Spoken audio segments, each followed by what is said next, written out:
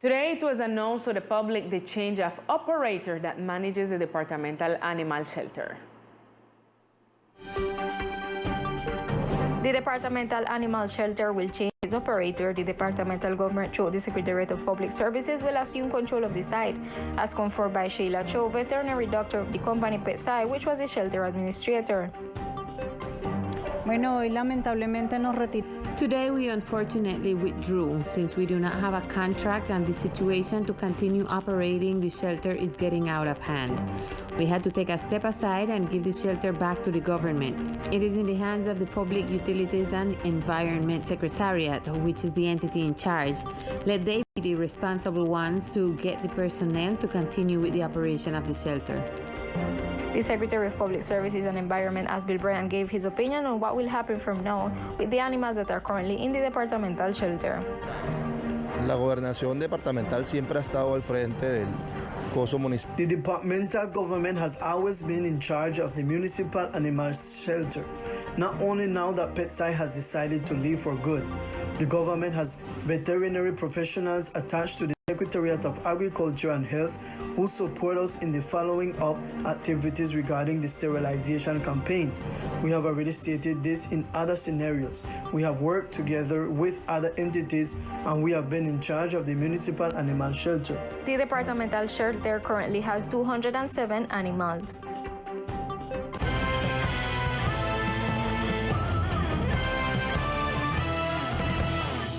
In a press release, the Ministry of Health informed that there are new developments regarding the use of face masks in educational institutions throughout the country.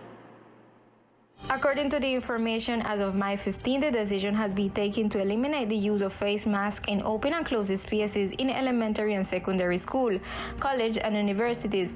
The measure was taken after the Colombian government announced that the de-escalation of measures and protocols from May 1st, but this announcement did not include these educational centers. Vamos a avanzar de manera. We are going to make rapid progress in the de-escalation of the use of face masks in Colombian children in schools and having taken the decision to eliminate the use of face masks in open and closed spaces in schools, colleges, and universities in the country as of May 15, 2022. In line with this, the minister said that the parents, teachers, and rectors are expected to encourage vaccination in children, as well as health systems actors to carry out operations in the country until May 15, when the measure ends, in conjunction with the education sector and the Colombian Family Welfare Institute to achieve vaccination coverage. And the Health Secretariat conducted an extremely important activity within the framework of the Week of the Culture Comprehensive Social Security. Here are more details. This is an extremely important event and week as users and agents of the integral social security system transform their behaviors to work together in the construction of a humanized, supportive, transparent, and sustainable system. For this reason, the Secretariat of Health summoned different actors of the social security system in the department. Celebramos el conversatorio sobre la cultura de la seguridad social. Today we are celebrating a seminar within the framework of the Social Security Culture Week, where all the actors of the social security system are present. We are represented by the RL, representatives of the retirement fund of different health promoting agencies, the health secretariat, and also the users. The idea of this seminar is that everyone knows that we are important and that we all contribute to the system, that we know that without our interaction in an active and proactive, respectful manner, it is very unlikely that the system will be a success. We are all called to contribute. This is a space that should be thought of as a joint effort because it requires participatory, recreational, and pedagogical actions and tools. For this reason, the Health Secretariat conducted this activity, which was developed in a satisfactory manner.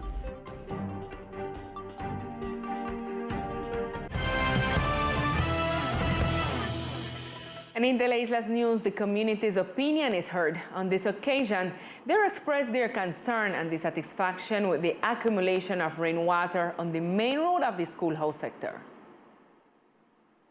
As a result of the rains that have occurred during these days, there has been an accumulation of water in the schoolhouse sector. This situation is causing discomfort among the community, who claim that they have been suffering from this situation for years. I'm looking where to go. It's complicated because you can fall in there. Without a doubt, it's something that honestly has no solution because it's been more than 25 years and the same problem goes on and on. This is a total sadness on our island of San Andres. The tourist pays to enter and has to see this. It has barely begun raining. The rains have not started, and look at this. The cars are deteriorating and also the motorcycles. The community asked for solutions. This is bad for the mosquitoes, for the people's feet that have to put it down. We want a solution to that. The truth is that we are tired. Honestly, the truth of the matter is we need a solution to this as soon as possible. As a result of the rains that have occurred during these days, there has been an accumulation of water in the schoolhouse sector. This situation is causing discomfort among the community, who claim that they have been suffering from this situation for years. This is being intensified in order to be able to evacuate as soon as possible. The work is being conducted intensively since this afternoon and will continue throughout the early hours of the morning. The Secretary of Infrastructure and Public Works has stated that cleaning works are being carried out in drainage grids in different areas of the island. At the moment, they are intensifying manual cleaning work in several areas that suffer from stagnation of rainwater, such as the schoolhouse sector. And in order to improve the skills of road actors in the department and strengthen their knowledge, the Mobility Secretariat has been carrying out educational work. These spaces seek to raise awareness of the need to respect traffic rule. Its strategy includes skill tracks, which are aimed at people who use motorbikes. In addition, its objective is to strengthen theoretical and practical knowledge, expertise, and perception of risk situations. The aim of these workshops is to build and strengthen a culture of road safety and citizenship with the different road actors in the island, and in turn work together to reduce traffic accidents that have been occurring in recent months in the Archipelago Department. Finally, the mobility portfolio invites the entire community to respect the different traffic regulations in accordance with Law 769 and to make good use of safety elements such as the use of helmets, reflective waistcoats, rear view mirrors, and signal lights.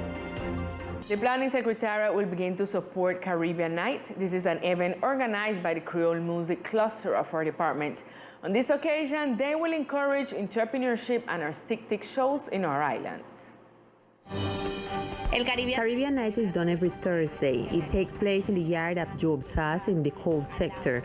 It is an event that is hosted by the Cluster of Creole Music. It is basically a showcase of artists and the display of island gastronomy.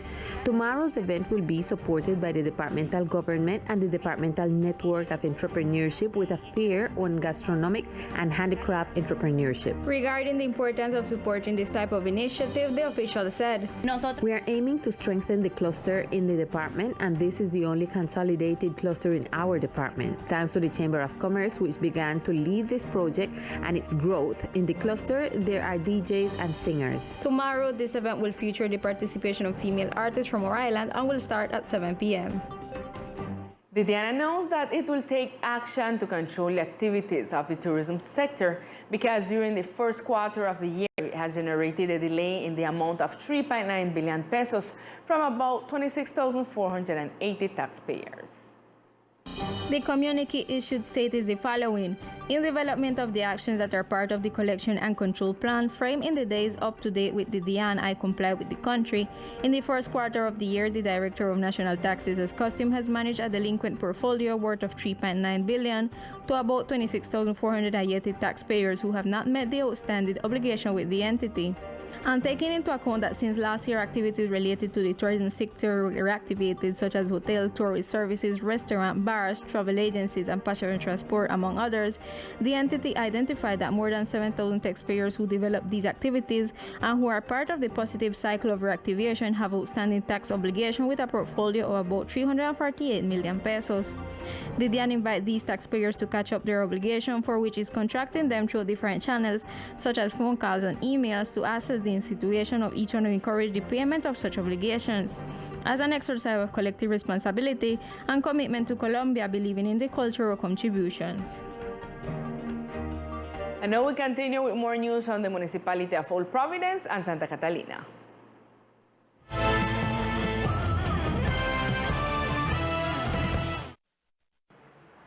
Good evening to everyone. This is the most relevant information from Old Providence and Catalina. The blockade in the Batam Hole sector due to the rejection of the galvanized houses continues. The demonstration, which was initiated yesterday by the Livingston family, is beginning to gather more persons with different complaints. The peaceful demonstration initiated by the Livingston family to have their galvanized house replaced for one made out of wood or cement continues. The protester says that the Type 3 house they originally requested never came. I had also choosing number 2. I will take the number 2, they gone and they start dig after find how long the hurricane done. Just in January, 25th of January, they come and start dig. And when they start dig now, my floor start distribute salt water. And I tell them that metal house is not of my dirt no good for that, because in a dry weather my house, my dirt open up, and when rain come it shut back. And I don't want to receive that iron house. The family fears that after the reconstruction is finished, the rust will damage the house and then there will be no one to repair it. If my house below a board, like with material, where we can't take custom to, any moment I got neighbor right there, you can go fix my house and they don't charge me nothing. To the contrary with the metal, I can't touch it.